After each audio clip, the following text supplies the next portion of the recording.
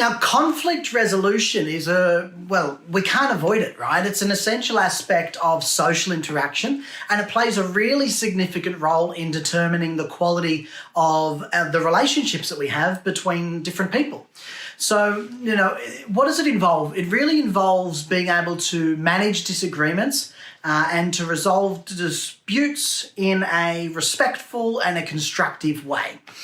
Now, the reason that this is pretty tricky is conflict resolution. It requires social awareness, which is the ability to understand and empathize with others. And it also requires the ability to communicate effectively with people. Now, there's neural mechanisms that underlie conflict and conflict resolution, and it's very complex. It involves a lot of different brain regions, a lot of different processes, and the coming together of a lot of different skills. So we're going to have a little bit of a look at those underlying neural mechanisms for conflict resolution, how they relate to social awareness and how they relate to performance and how we can improve them. Now, the first thing to really accept and get a little bit excited about is the fact that conflict, it exists, right? It's a natural part of being a human. It's a natural part of being any living thing. And it comes about from a variety of different sources, which could include a difference in opinion, a different in goals, a different in ethics, a different in values. And it's often accompanied by negative emotions like anger, like frustration and anxiety, which not only makes it difficult to resolve, but it kind of makes us want to avoid conflict as well. It kind of makes us have this negative connotation with conflict, and we shouldn't think like that. Like, conflict is normal. It happens all the time.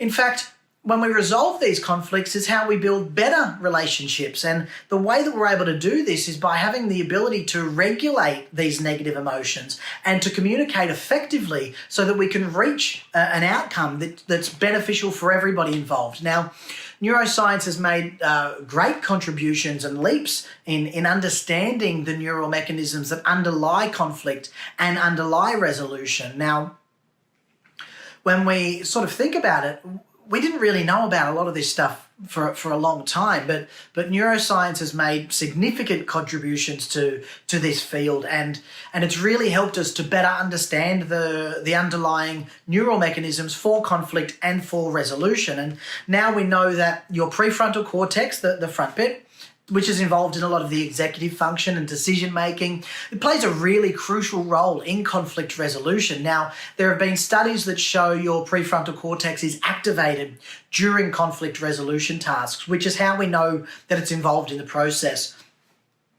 Similarly, there's other things going on. Your anterior cingulate cortex, your ACC, which is located in sort of around the middle of your prefrontal cortex. It's also involved in conflict resolution. Now, your ACC, it's been shown to be activated when we experience conflict and when we try to resolve conflict. So it plays a role in monitoring conflict and signaling the need for cognitive control to resolve it. And that's the key there, cognitive control. Now, social awareness, this is essential for conflict resolution because it involves the ability to understand and to empathize with other people's perspectives. And the ability to recognize emotions in others is really critical for social awareness. And it's associated with the activation of your mirror neuron system. Now, your mirror neuron system is a network of brain regions that's activated when we observe or when we imitate other people's actions. And your mirror neuron system is what's involved heavily in empathy and in perspective taking, and these things are crucial for social awareness and for conflict resolution. Now, the link between the two is becoming more and more clear. There's growing literature and growing studies that are showing that people with higher levels of social awareness are better at resolving conflicts and have more positive social interactions. Now, your performance, it can be affected by conflict. And the reason that it can be affected by conflict is conflict can interfere with cognitive processes like decision-making and attention and focus and understanding. And it can also impair things like working memory and attention. And all of these things are really important for performance and engaging with other people. Now, what it can also do is it can lead to increased stress, these negative emotions and these negative physiological impacts. And this again makes it harder for us to perform, and it impairs our performance. Now, resolving conflict in a constructive way, it reduces these negative effects and it improves performance. And when we improve our conflict resolution skills, this requires us to also improve our cognitive and our emotional regulation. See, a little bit tricky. All of these little things, little 1%ers, all adding up to create something that's quite complex. Now, cognitive regulation, this involves the ability to control things like your attention and your working memory, the things that we need as building blocks for conflict resolution. Now, emotional regulation involves the ability to regulate negative emotions, and this can be anger, this can be anxiety, and all of this interferes with conflict and being able to resolve conflicts, because this is where we tend to get a little bit carried away with ourselves. Now, even though we might be feeling things like anger, anxiety, and this is interfering with our ability to resolve conflict peacefully and constructively, there are things that we can do to help. There's experts that can help you with cognitive behavioral therapy, a really effective approach for improving cognitive and emotional regulation. It basically involves identifying and challenging negative thoughts and developing coping strategies to manage negative expectations and negative emotions. Now, we know through research that CBT, it improves your conflict resolution skills, and it also reduces the negative effects of conflict on your ability to perform.